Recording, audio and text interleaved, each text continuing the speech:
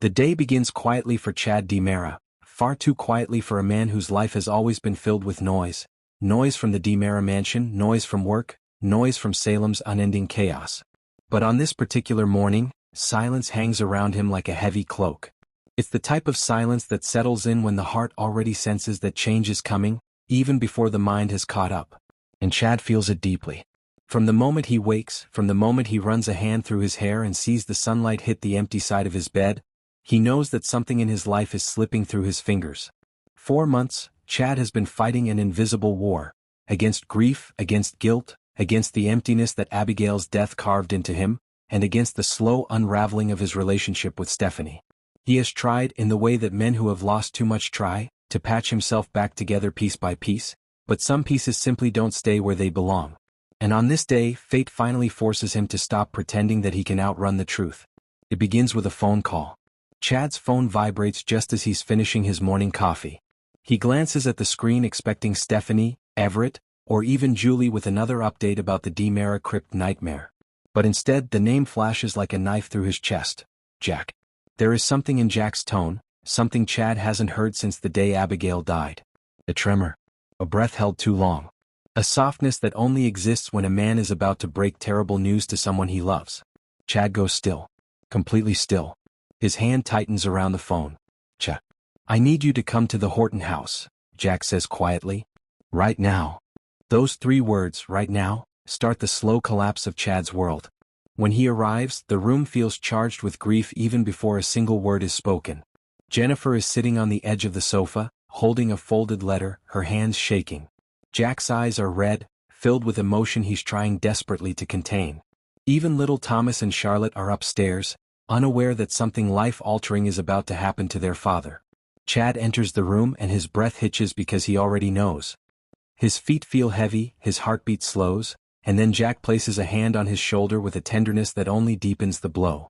We received word this morning, Jack whispers. And it changes everything. Chad's mind jumps to Abigail, because every tragedy in his life begins and ends with her. For a split second, hope and dread collide violently inside him. Could she be alive? Could she be gone in a different way? Could more secrets about that night surface to torment him again? But the truth cuts in a different direction. The letter Jennifer holds is from the facility where Thomas and Charlotte's maternal great-aunt, not well known to the family but connected to Abigail's lineage, has passed away unexpectedly. The woman who had been quietly supporting Abigail's children since her death, the one who promised years ago to leave something behind for Abby's family, has left everything to the children in her will. But her estate is not in Salem. It is thousands of miles away in London, a place Abigail once dreamed of returning to. A place Chad and Abby had planned to visit one summer before everything fell apart. And now Chad must go there. Not for a trip. Not for a mission. But to make a choice that tears him apart piece by piece. Jack passes him the letter. Chad's eyes scan it slowly, his jaw tightening.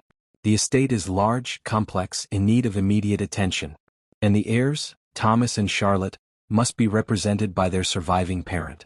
Legally, emotionally, financially, everything points to one truth that Chad has been avoiding for months. Salem is no longer where he belongs. Not right now. Not in this chapter of his life.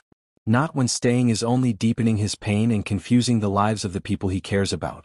He must leave. The words echo in his mind until they become unbearable. He imagines telling Julie. He imagines telling EJ. He imagines telling Stephanie, though that conversation will wound him in ways he's not ready to face. But most of all, he imagines the moment he says goodbye to Abigail's memory in the place where she lived, laughed, loved, and died. Salem has become a town of ghosts for him, each one calling his name, pulling at his grief, refusing to let him heal. And so Chad makes the hardest decision of his life. Later that afternoon, he sits in Abigail's old bedroom, the afternoon sunlight casting a glow across the photographs she left behind. He touches the edges of their wedding picture. His hand trembles. Tears gather in his eyes as he whispers, "You told me once that if I ever felt lost, I should follow the road that leads to you. And right now, that road leads me away from Salem."